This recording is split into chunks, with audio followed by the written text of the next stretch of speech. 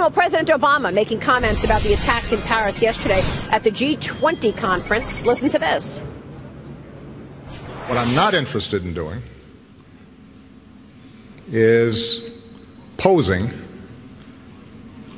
or pursuing some notion of American leadership or America winning or whatever other slogans they come up with that has no relationship to what is actually going to work to protect the American people. I'm too busy for that. And joining me right now from New York is former U.S. Navy officer and Fox News correspondent Leah Gabrielle. Geraldo Rivera is here with me in Paris. Leah, let me kick this off with you. What do you make of the president's statement there?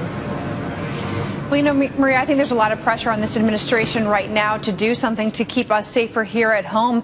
And there's a big concern about the refugees that we're planning on taking here in the U.S., the 10,000 next year. You know, of course, at the same time, people are putting more pressure on the administration to take action in Syria to try to clamp down on ISIS. And I think the president is kind of digging into what his strategy has been, what the administration's strategy has been at this point, Maria.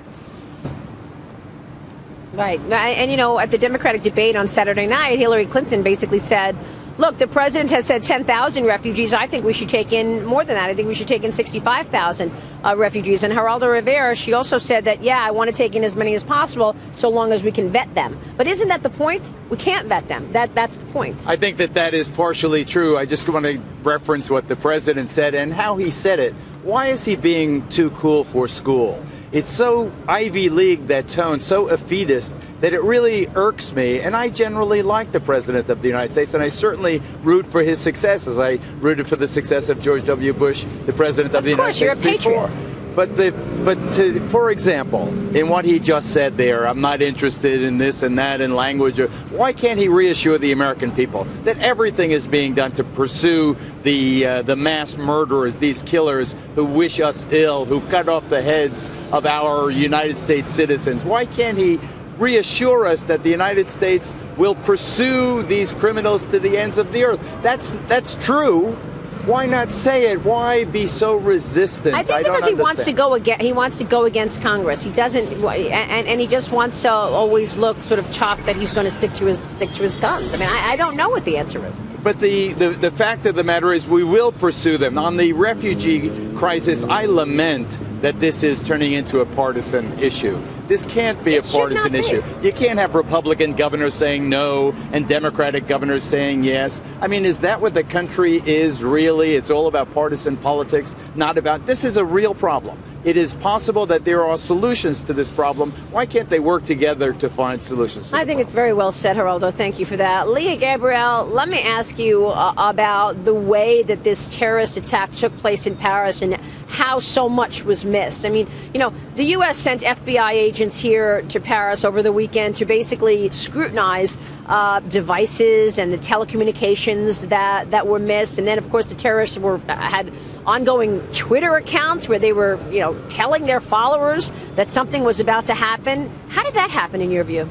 Well, you know, Maria, technology and the internet has made it a lot easier for terrorists to be able to communicate and to be able to come up with plans and really to be able to spread their message. You know, I remember reading the book The World is Flat years ago, talking about how the internet and technology was basically flattening the world in terms of economics and being able to, you know, countries that used to be third world countries being able to use that technology to improve their economies. And now we're seeing terrorist groups using that technology to be able to communicate with each other, and they're getting smarter, and they're able to educate themselves, and they're able to educate people throughout the world that aren't even necessarily connected to them geographically, and to be able to inspire these types of attacks. I think that what we really need to see is a more robust effort on our part to really get on the cyber side of things. You know, we really need to be recruiting very smart young people who are good with technology, who are good with the internet, figuring out ways to get in these chat rooms and to be able to find out when these attacks are going to occur before they can occur. We saw